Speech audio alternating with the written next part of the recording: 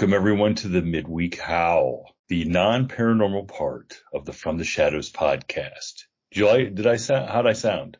I practiced. Good. Why are you destroying it? Just keep go. You got smooth go. Well, I'm practicing my voiceover voice. Okay. That doesn't pay money like it used to. No, I know, but there's some job opportunities that Phil has been encouraging me to apply for. So maybe I will. Maybe I'll do some voiceover work. Who knows? But before we go any further about my failed voiceover career, what do you want to start with on the list? Are we going to stick to the list, or do you guys? I don't know. I just started opening what you said, and you asked me something. This is what happens, people. He starts texting me a bunch of stuff throughout the week he wants me to read about, and most of the time I don't read about it until I sit down here and turn this mic on. And he called me, or I called him, or we got together here, and he asked me the Jeff Bridges. What'd you say? What the 10 best Jeff Bridges movies was something yes, you were going to send me and didn't send me because you didn't want me to game it too bad. And then I said, well, turn it on because I'm going to start, because I started to say Thunderbolt and Lightfoot. And ooh, I don't know if that's on here. So the article I'm talking about. Well, that's because you got some Hollywood writer pukes writing. You know what I mean? Let me tell you something. Whether you're reading a news article or a magazine article or nowadays an internet article, it's written by somebody that wanted to be a writer. Okay. Not an aficionado of, you know what I mean? Well, like if I wanted to read a book about 18-wheelers, I'd go out here and ask a truck driver, right? Well, not a writer who opines this from is his interviews. This is just this is an article. This is an article taken. Some writer. Well, some writer had to, but it's taken from Rotten Tomatoes. Okay. Which is a scam site too, but go ahead. Do you think it's a scam site? Yeah, dude, you don't think Tom Cruise could pick up the phone, call over there and get a few reviews for lunch at Tavern on the Green and they would bump his ratings up and down? Come on, dude.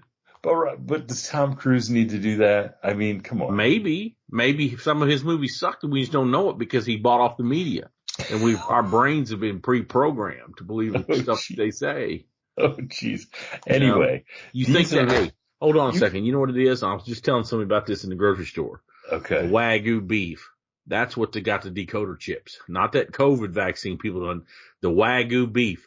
That's what probably got the shit in it. The Wagyu beef. Mm-hmm.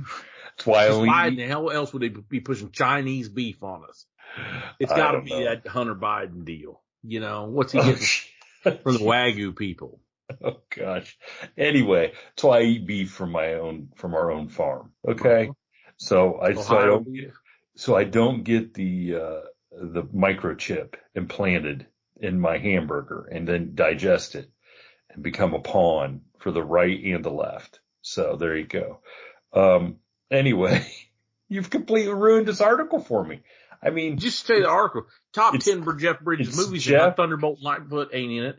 Let me tell you what happens. I can't even tell you what all happens in this movie because my kids listen to this show. Thunderbolt and Lightfoot, which I've heard of, but I don't think I've ever watched. Daisy Duke's in it before she's Daisy Duke.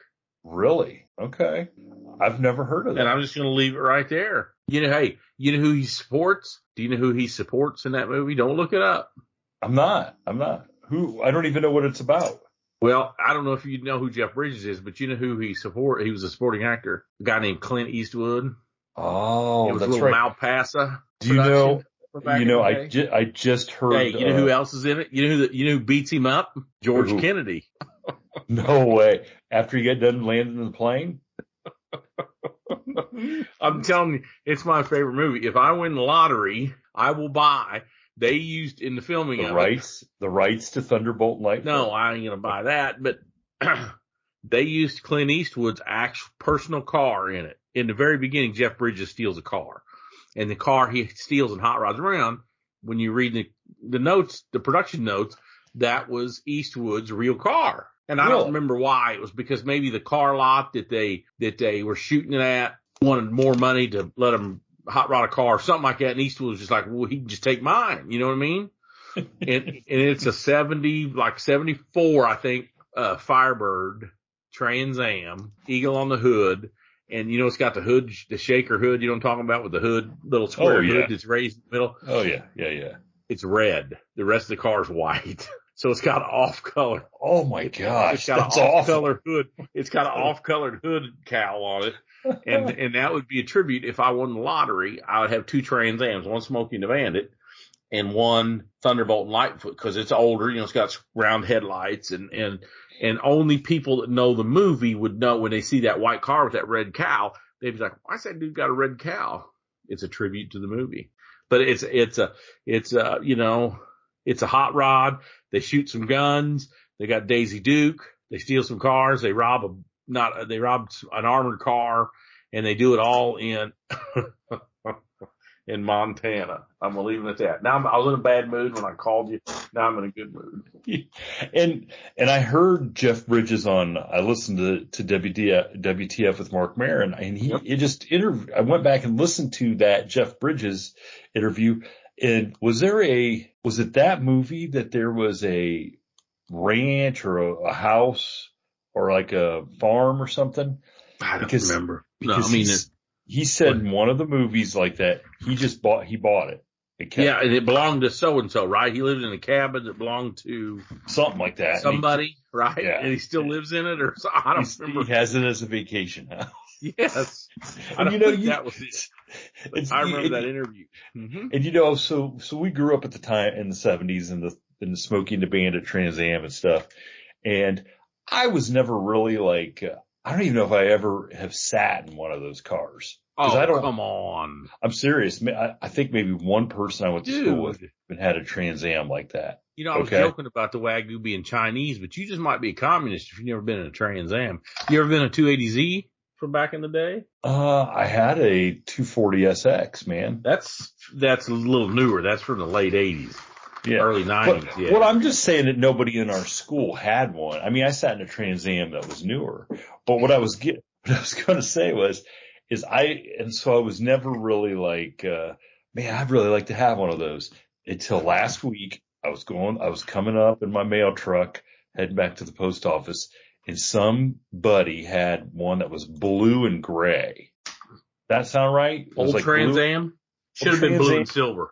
Light blue and silver? Yeah, and it had the eagle, right? Mm-hmm. The eagle on the front. And I looked at that and I thought, man, I wouldn't mind having one of those. That was the first time. So that was struck me. I wonder why that was. Am I getting the right age now that I'm looking back fondly at the? You know, who knows? I don't know. Maybe you're just now because you're hung out with me for the last 5 years, you're getting better taste. You ever think that's what it is? And had you just? Oh gosh. You know what? I could name about 10 listeners that are probably screaming at the thing. Yeah, that's right. You still got bad taste, but hey, you know what? At least they're still listening. I know. Right? I guess. I don't know. I've got a dozen Trans Am stories, dude. Let's, you know what? Probably close to 2 dozen. We weren't even going to talk about that. And now we're on Trans Am. We are. My buddy Bruce, I'm not going to say his last name. I almost said it. My kids will know who he is. And the few people that's from my hometown that might listen to this or went to high school with, they'll know exactly who I'm talking about. Anyway, his dad had a body shop. His dad passed on now, so I've told Bruce stories, haven't I? Oh yeah. I've heard a couple about his old man punching him for a switchblade and stuff like that. Any of that stuff? Yeah. Anyway, his old man had a body shop, and back in the old days, he had a body shop, and then he was partners in a car lot, and they would fix a bunch of he'd get these wrecked cars and fix them and sell them, retail them, you know what I mean? And Trans Ams in the early 80s, I'm talking when me and you were 14, 15, right? So I'm talking from. So 79 Smoking the Bandit Trans Am and 83, 84. You know, it was a 4 or 5 year old car. Mm-hmm. And, I can take off the top of my head 2 blacks, 2 reds, and a blue that he had. And what Bruce would do is he would get something from the lot to drive, maybe drive it around, a week, 2 weeks, something like that. And then somebody would see it and go down to the lot and buy it from his old man, or he would get a ticket or something, and his old man would take it from him. But I was 14, 15 years old, and he would let me drive. That's back when they let underage kids. I don't know. You know what I mean? I was 14, 15 years old driving big block Trans Am, doing burnouts and shit. It's back in the old days. Yeah. Yes, sirree, man. Yes, sirree. Whew. I'm looking up these 79 Trans Ams. I mean, it's going to cost you $30,000 to $50,000. Now, yeah, but back in them days, they were probably only $3,500 new. I think when they made the movie in '77, they were only $3,500 new, which that's a load of money back then. But here's one for sale for $129,000. It's the anniversary.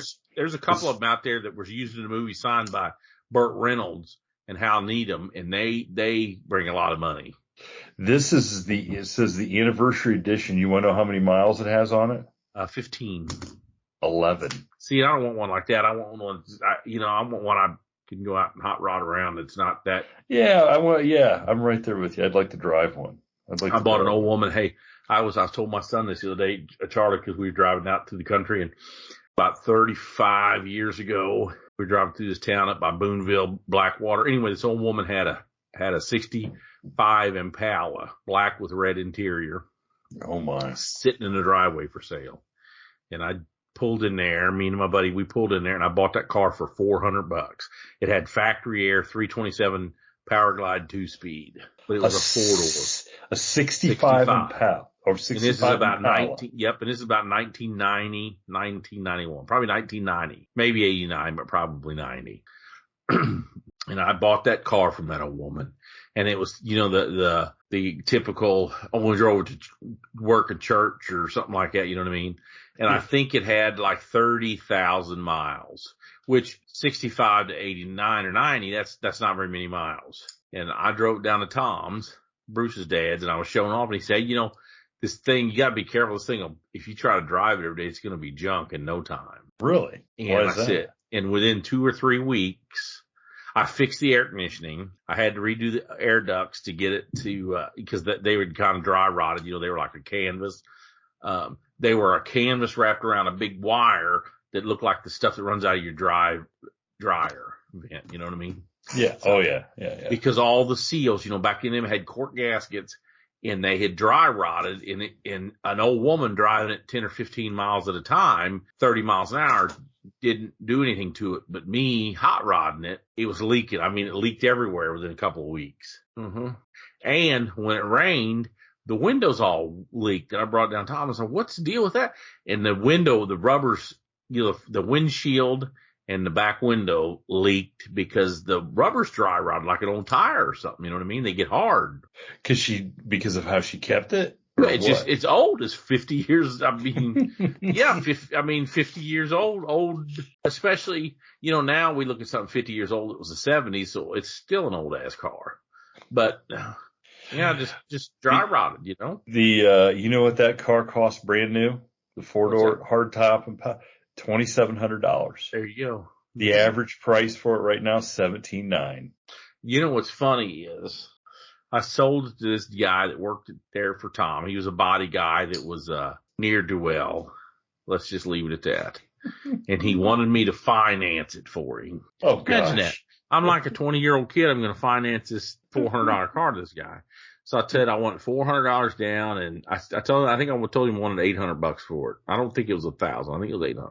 And I said I want $400 down, and I want $200 a week or month, whatever little mediocre payment thing. But I kept the title. I said, but I want to keep the title. He says, no problem. So he paid me the first $400. He paid me the $400 down. So by now I'm broke even, right? That's the way the car business works. So usually, especially in buy here, pay here lots, your payment is usually what the dealership has in the car.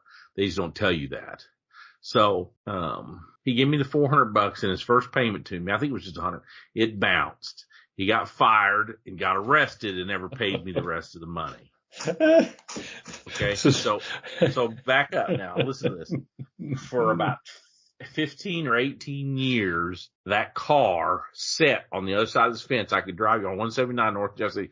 I could sit and show you the car. The whole time I was a cop and the whole time I was a trooper, that car sat in the weeds out at this guy's place. So what happened is I actually pulled in there one day and knocked on the door, and it was a farm, an old dairy farm that they had quit dairy cattle and then just I'm going to start running beef on, Yeah. And I knocked on the door and I said, hey, you wouldn't want, and I didn't tell him that I had the title of that car. It was my car, right?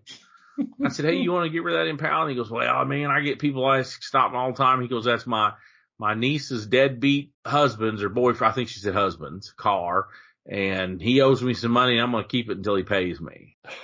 Oh, gee. So he leveraged that car twice. So yes. And I just didn't want to tell the stranger because especially 30 years ago, it was just no Impala four-door, you know what I mean?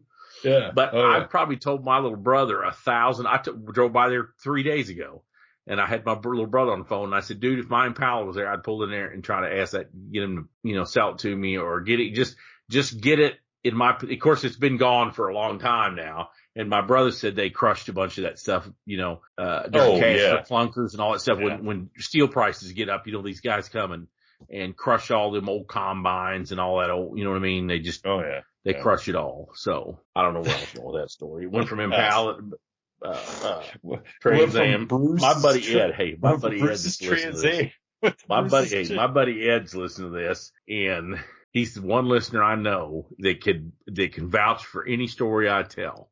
Okay. Just because he's seen me, he partook in some crazy shit. He's seen some crazy stuff. He tells me, we were talking the other day, and you know what he says? Now, his dad's been gone a long time, but he said, my dad, when we was first taking it, he used to say, surely that kid, he's talking about me, he's on something, because I was always doing crazy stuff, and I was always happy-go-lucky guy, hot rod, and doing burnouts, and just whatever, man. He's on. Do stuff back there like that down there. Oh, he's on something.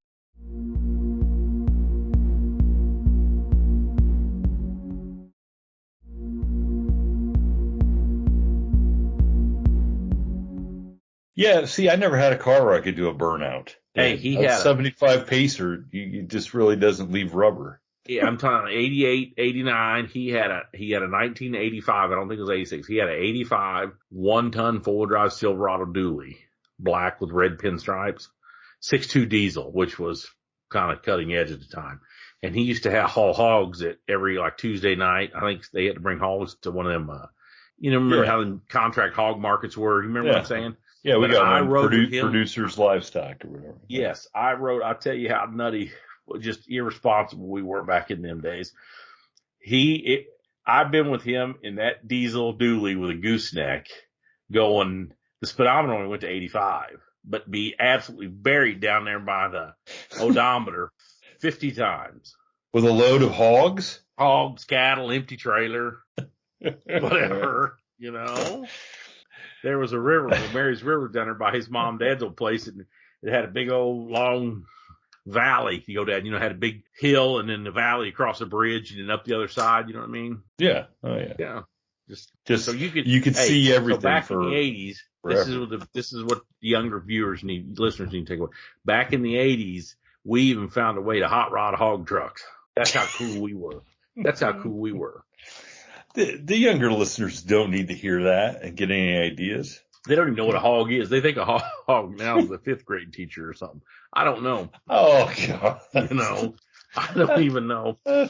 They don't do contract hogs anymore. Nobody raises hogs anymore. Remember there used to be hogs everywhere? Oh, we got hogs all over the place here.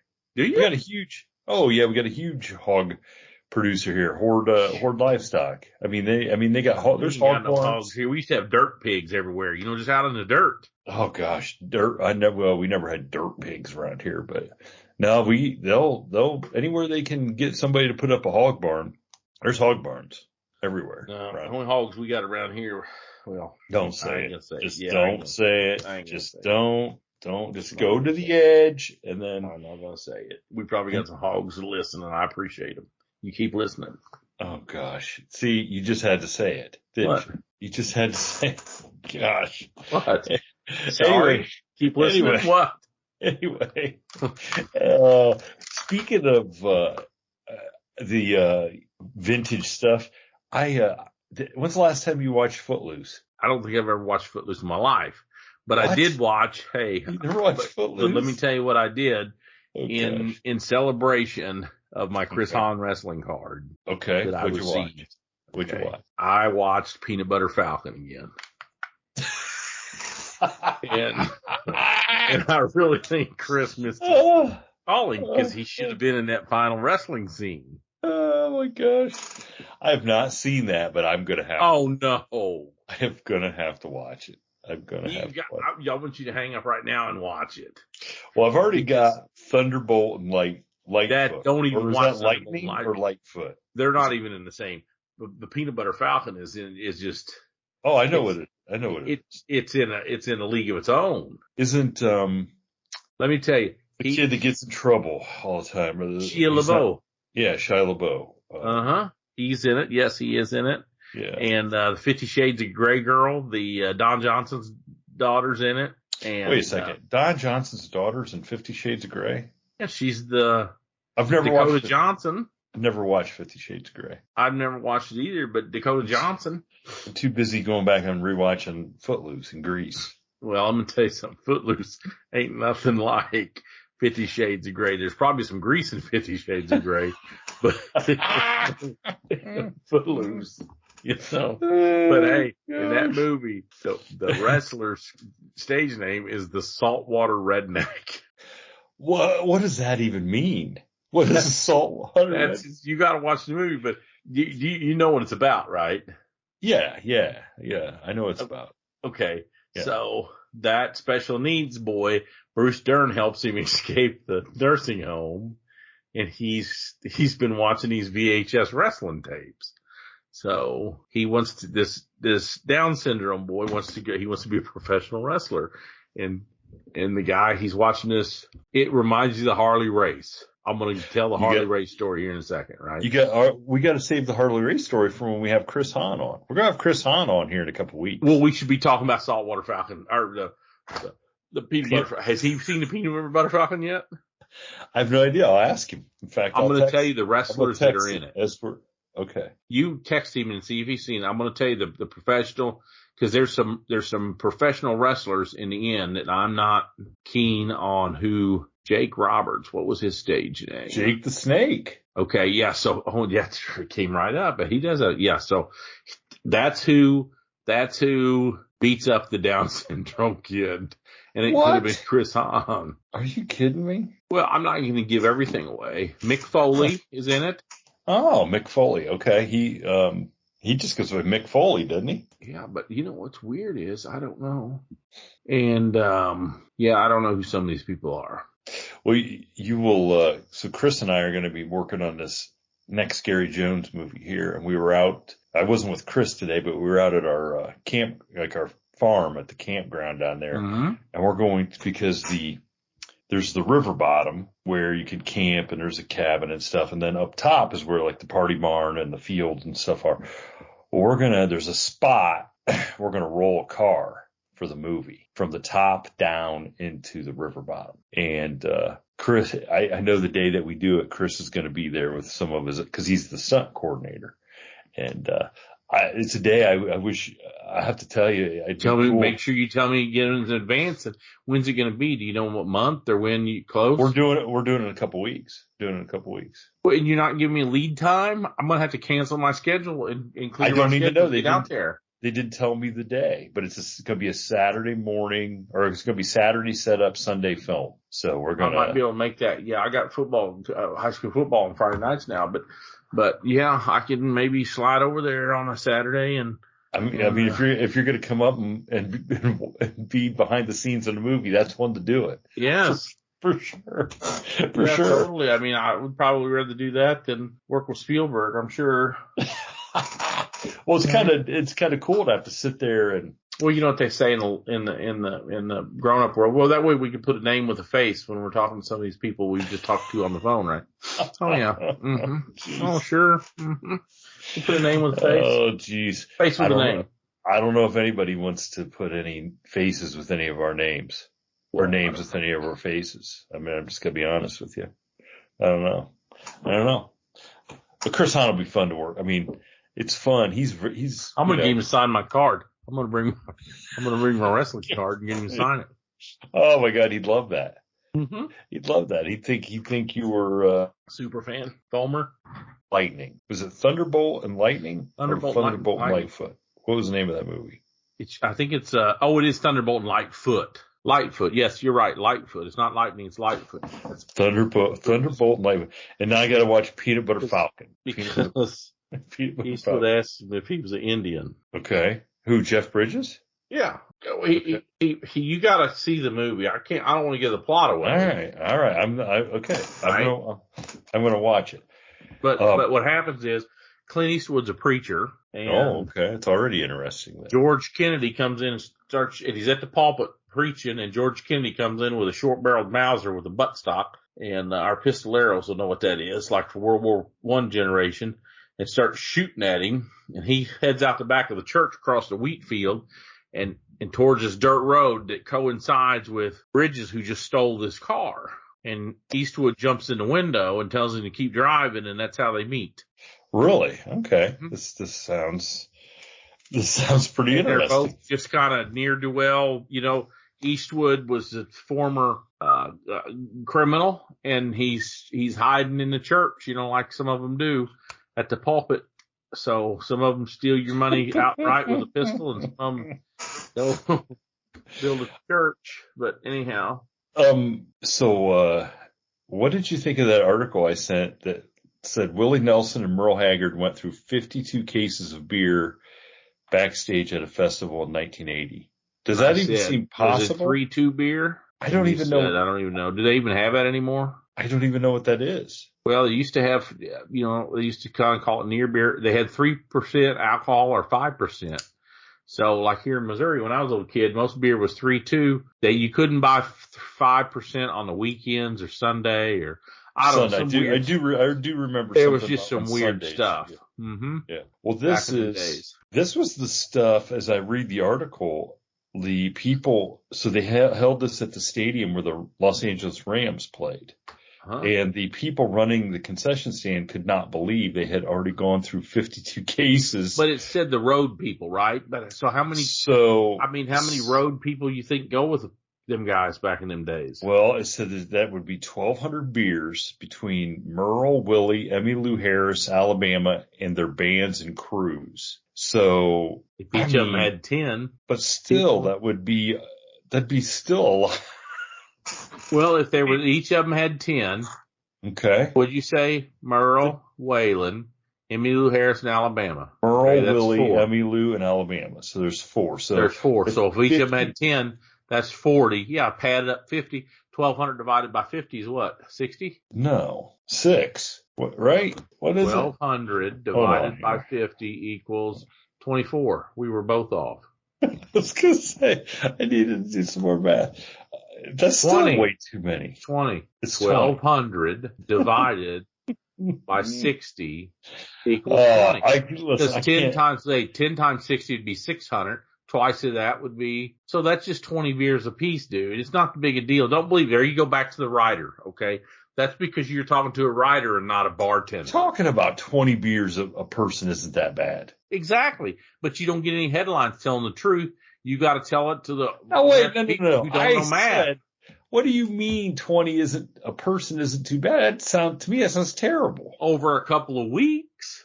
It was 3 hours before the show. A couple days, I mean. No, it was. They start setting up the day before and do sound checks and stuff. It was right before the show.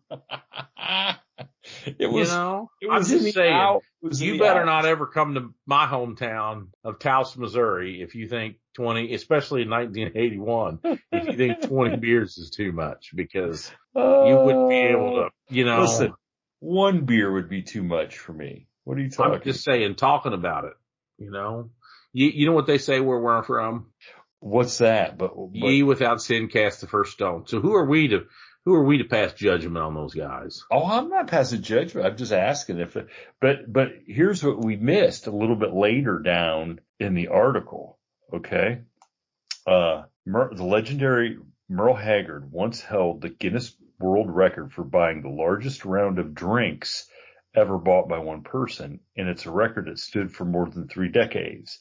Haggard set the record at Billy Bob's Texas, the the infamous Billy Bob's, back in 1983 when he ordered 5,095 cc waterbacks, which is a shot of Canadian Club whiskey with a water chaser for patrons at the bar. He bought the shots in honor of his 28th hit song, CC Waterback. I don't even know that song. The bar used around 40 gallons of whiskey for the round of drinks, and the bar tab for his order came out to $12,737. If he bought the same round of drinks today, it cost him $40,000. There you go. How about that? That's the way I want my movie stars and musicians and famous people to act. Buying 5,000 shots or whatever drinks. Oh boy.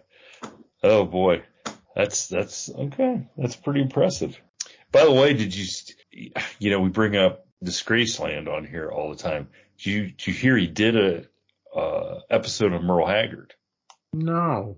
Yeah, he did an episode a couple weeks ago on Merle Haggard, and so many people then wrote in and said you got to do one on Waylon Jennings, and I was going to do one on Waylon. And go ahead. I got Waylon. Oh gosh, you got a Waylon story? No, I got his autobiography, and it's great. I mean, it's an absolute great book. I have so our song coming out with Way, who is Waylon's grandson, comes out the 22nd or 28th or whatever. It's getting some hype behind it. So we're kind of excited about that. It'd be nice to get the Waylon rub off on Way's song. Right. So kind of makes me feel a little bit like I'm an outlaw. Like maybe I'm drinking a CC Waterback or something. I don't know. Nowadays, I mean, you can snap your fingers and say you're a woman. So why can't you snap your fingers and say you're an outlaw? Thank you for tuning in to this week's episode of the From the Shadows podcast. Until next time, never shy away from the darkness or what may be lurking in the shadows. We are out.